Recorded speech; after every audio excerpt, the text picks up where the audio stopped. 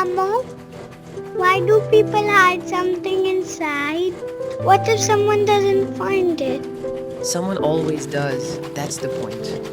And if you're king or queen, does that mean everything gets better?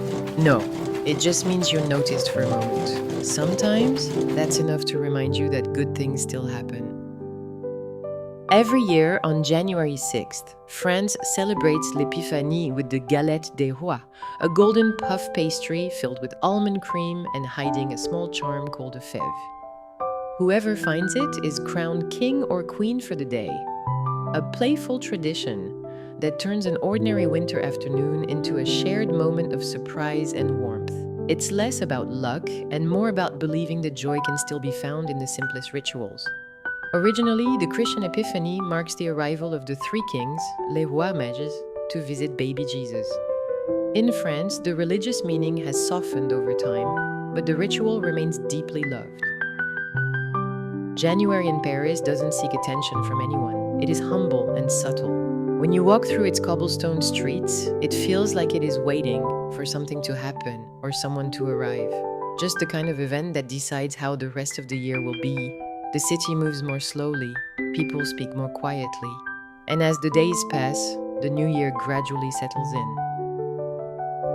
On this 6th of January, the Parisian streets were slowly waking up to the delightful smell from the boulangerie. Shopkeepers swept the doorsteps. The cafe owners unstacked the chairs outside. Bakers arranged their galettes carefully. Golden, perfect, effortless. Céline stopped in front of one window longer than she meant to. She had learned not to explain waiting to her daughter. Children feel it anyway. In the way adults reread messages. In the way silence stretches at the end of phone calls. In the way Christmas felt lonely and the new year was ushered in silence. Céline looked at the galettes lined up, and memories from her childhood flooded back. She was tempted to buy one. She sighed. She thought of something warmer. Maybe I can make one? When Céline walked home with a bag full of groceries, her daughter looked up, surprised. "Let's make the galette ourselves," she told her daughter. Mama, right from the beginning? Yes, from the beginning. Waiting feels different when your hands are busy. Butter softened on the counter. Almonds were measured carefully. Céline's daughter poured sugar slowly, as if sweetness required patience. Why do people hide something inside? You mean the fève? Oui, Mama, what if someone doesn't find it? She wiped her hands and thought for a moment. Someone always does. That's the point. The little girl leaned on the counter. And if you're king or queen, does that mean everything gets better? No, it just means you're noticed for a moment. Sometimes that's enough to remind you that good things still happen. Céline smiled. She had invited some colleagues that evening. When they arrived, the hallway was full. Coats were piled near the door. Laughter filled the room. The galette wasn't perfect. The edges were uneven, but it was made with care, and everyone could tell.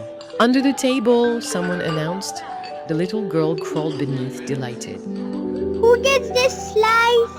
She held up a slice from under the table, fair, unpredictable, just like it should be. When it came time for the last piece, Céline hesitated, then slid it toward her daughter. She had a feeling. The little girl froze, then smiled, slowly, proudly. The fève.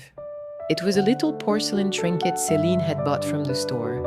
She wore the paper crown like it mattered, and held the fève in her hands for a long time. And in that moment, it did. The evening slowed after that.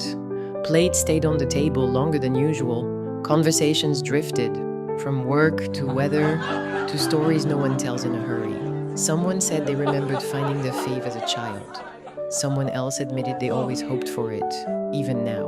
Céline listened more than she spoke.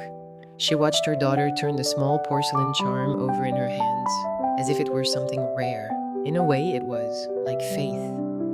When the guests went away, the room fell still again.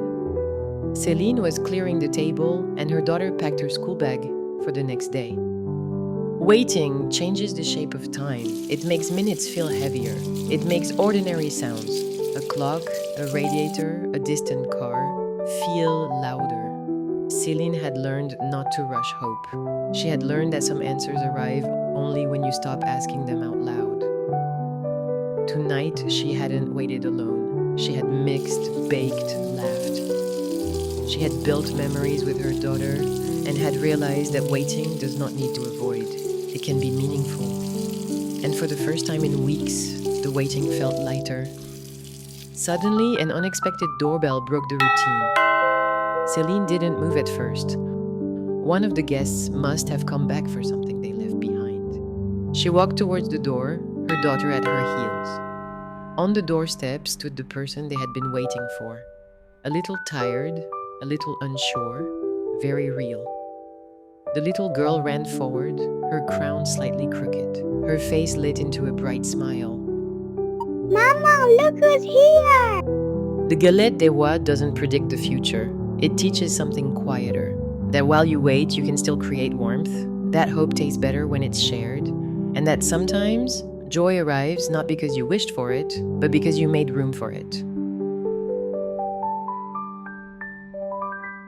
If you like this story, please do not forget to hit the like button and subscribe for more.